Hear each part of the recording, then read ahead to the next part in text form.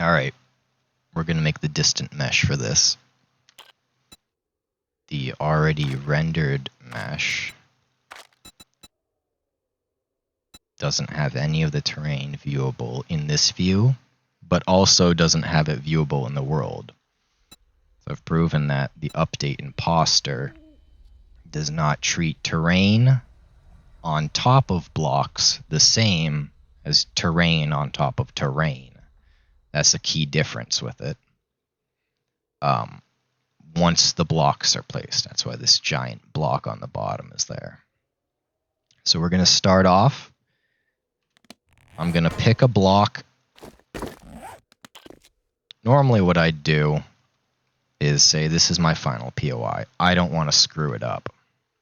So I'm going to copy the topmost layer from the ground level up.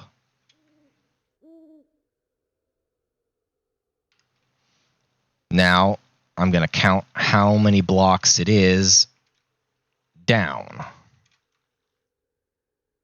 So it is 28 blocks down. Then I'm going to go to the southwestern corner. Right where the block is.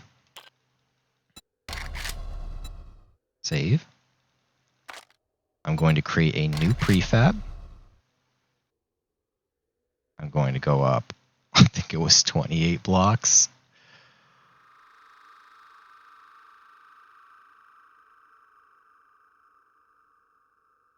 I'm gonna feel so stupid if that wasn't 28. 28 blocks. And then we're going to paste, because it has to be the same height as the other one. So it's going to take a second to paste this as computer chugs along. Fantastic. Now we're going to take a concrete block, and we are going to take the replace tool. And what I'm going to do is replace all of my terrain with a block that isn't used on this top layer. So concrete works right now because I don't want to replace the steel. I still want the steel to show up. So we're going to go to replace all blocks of the same type. And we're going to replace all of our terrain with cubes of concrete, right? So now our terrain's set. Now what we can do is save this as whatever your normal prefab is, distant mesh. It's just going to be the distant mesh one. So you can go back and edit it. So we're going to call this test distant mesh test. Right? So now we can prefab simplify. So this is where things get tricky, because you can totally screw it up. That's why we don't want to do it on the normal prefab. So we're going to go prefab simplify. And it's going to look all funky weird. All right? So I don't want these ones to show up. They'll be underground anyway, but I don't want them to show up. This one on top, we're going to replace copy, replace all of those like that. And then you also want to do it for these inside ones.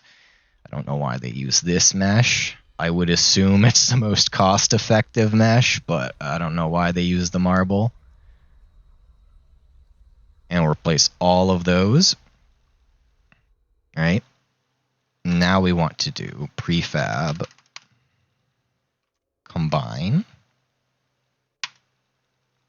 And that's giving us that silky smooth look instead of the jagged the jagged look that you can get from like the method that I used to use of using blocks. So now we're going to do prefab export. And now do not save. Don't save. It will save this and it will just get all corrupted. So we want to exit and discard changes. Now we want to, I usually exit the game. I think it'll work if we just go right back in. Yeah, you have to exit the game. Now, when we spawn in, it should look fine.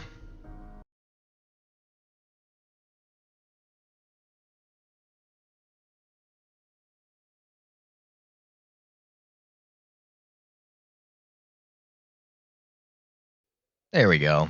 So now it looks fine. But when we switch over to show our imposter, now we have a detailed imposter. It's not perfect, but from a distance, it looks better than this, or the other method I had, which was just a smoother version of this. Now it actually takes into account how the terrain kind of looked. It only has to be close. It's a distant mesh. Closing remarks. What I would do is in this view, I would edit any places that look weird to kind of smooth them out because it doesn't have to be exact. What I do personally is I remove any block that is just a single block, like these ones here, because the single blocks add a lot more jaggedness into here. So what I do is I fill in any single blocks like these ones, and I take out any singles like that. Corners are fine. Corners like this are fine.